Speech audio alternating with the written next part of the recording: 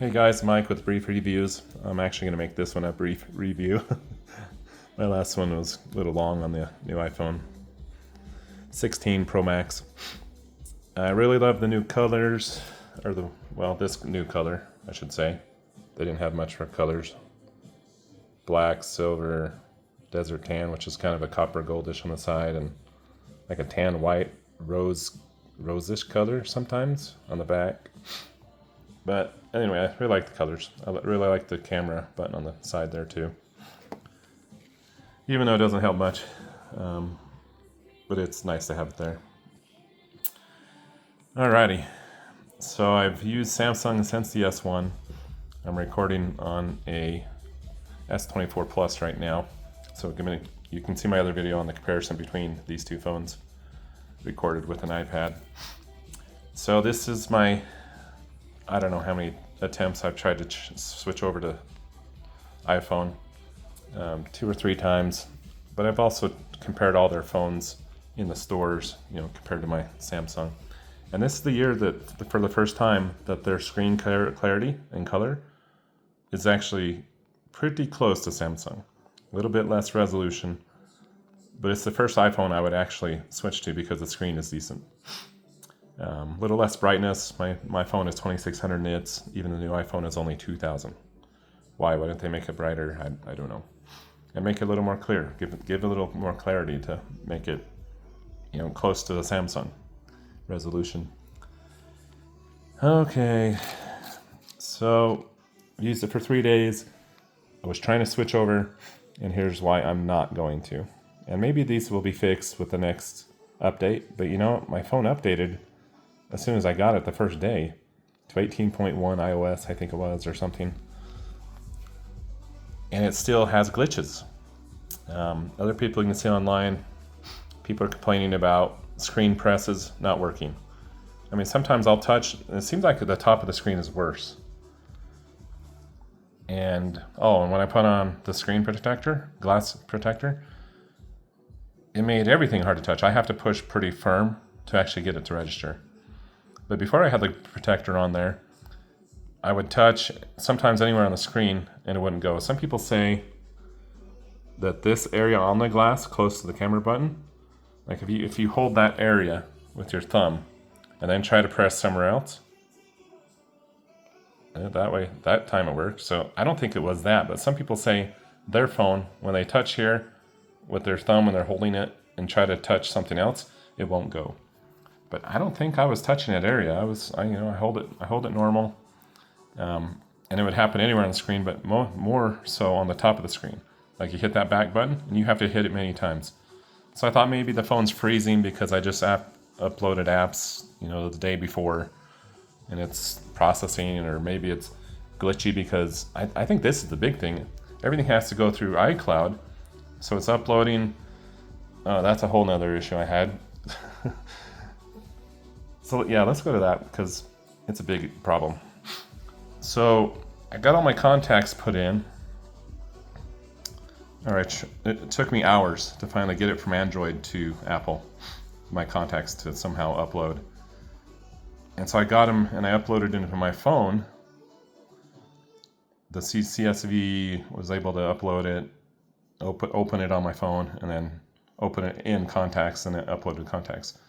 But only 40 of my 330 contacts were actually uploading to iCloud. So it took me probably a half a day to try to fix that problem. So I had 330 here, but on iCloud and on the iPad, I only had 40.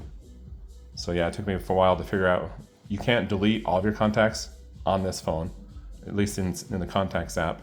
I found a secret place in settings, and I can't tell you where I found it because it was pretty hidden, where I was able to turn something off and then back on. I think turn on contacts in iCloud and back off or something. And that deleted the contacts, so I can try the upload again. Finally uploaded it, and for some reason did the same thing, and it stayed the last time. So I did have my 330 contacts finally on there. Oh, that took a while. It's a $1,200 phone. These things should not be happening, honestly. They made it so you can move your apps around like this. but just doing that, like I can try to move, I don't know, like if I want those apps to stay there, it isn't happening. Because if I move this, it moves everything after it. I mean, ridiculous, Apple. Ridiculous. Period. Exclamation point. So, yeah, so you can do it. But look. Oh, I want to put this down. Oh, that's not working. Oh, I want to put this. Well, no, now that's not going to stay. Let's put that, so you can put that there. Oh, but if I want to put this over here, look at it, it's disorganized everything again. Got to put him back. Honestly. And the control, I mean, you can't resize any keyboard. I tried Gboard, I tried Microsoft, the Apple. It doesn't work. I've tried using the microphone inside those keyboards to translate inside the keyboard app. It doesn't work. It only puts the words in English on top. If you're trying to do Spanish and translate it into Spanish, you can't use. That's super frustrating, Apple. What else? Screen glitches. Oh, my my speech to text stopped working. I couldn't call up Siri. I couldn't do anything with the microphone. The microphone just stopped working yesterday, and I had to restart the phone, and it finally worked again. I don't want these glitches. I don't want screen glitches. I don't want microphones stopping. You know, these are huge glitches I don't want to put up with. So, anyway, I'm staying with my Samsung. Sorry, Apple, I really tried. Your photos are better, a little bit better. But sometimes my S24 Plus will give me better photos because of the image processing after the fact. But more often, this iPhone would do better in photos. Of course, video is always better on Apple. One of the big reasons I wanted to switch to. But other than that, it's frustrating, time consuming. I have wasted 2 days of my life trying to get this thing set up properly and trying to figure out keyboards and translation, and you know, all the settings are only there. Like any app, you can't go to a settings and modify anything when you're inside an app. You have to close out. You have to go to settings. You have to. Oh yeah, that's another thing. You can't turn off Wi-Fi up here. If you touch that, it's not off. You can only go on or half off. You have to actually go to settings, which I was just at, and go to Wi-Fi here and touch that. Now pull down your drop down. You can see it's actually off. If your Wi-Fi is off, you'll see the line. What the heck? What? Why? Who would do that? Annoying. Yeah, just everything is more complicated. Everything is more frustrating. And to be honest, I thought this one would be faster, but I can type faster on my Samsung. Dictation is super fast and more accurate. Google is way smarter, even though I complain about it being not so smart than Siri. Yeah, I just can't do it. I tried, and anyway, I think that's most of my gripes, my complaints.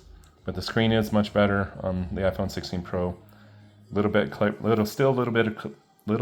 better clarity and color on my Samsung, but it's the best ever. And so this is the first one I can actually switch to if it weren't for all the glitches. And I've seen other people having the same problems with screen touch. Oh, and when you put a screen protector on, did I mention? It made it harder to recognize. You have to push pretty firm. And you can't, like my Samsung, when I put on a screen protector, there's a setting, you know, they let me change settings. They let me do stuff. I'm more free. You can actually change it after you put on a protector to make your screen more touch sensitive. I mean, is that so hard to do? No. But anyway, beautiful phone. I still don't like the camera bump, and I do not like this plastic around your lenses. Take it off. Just do some nice, I don't know, just keep the rings. I like the gold rings. So, but anyway, beautiful phone. And then another issue, my S24 doesn't do that. It's flat on the table. I mean, even when I put it on the case, it still does it. So anyway, I was trying out the iPad. I'm sending the iPad back to Amazon. I'm sending this back to Apple. You know, it took me 3 hours to get to the nearest Apple store from Idaho, near Salt Lake. So 3 hours there and 3 hours back one day to pick up this phone after I ordered on apple.com. Yeah, anyway, I worked hard to get this phone and was hoping it was going to work out. At least I can make some videos with it and maybe get a subscriber or two. I don't know. I don't even use this account much. But anyway, there's my gripes. Let me know what you think. Please hit subscribe and see my other videos. Thanks.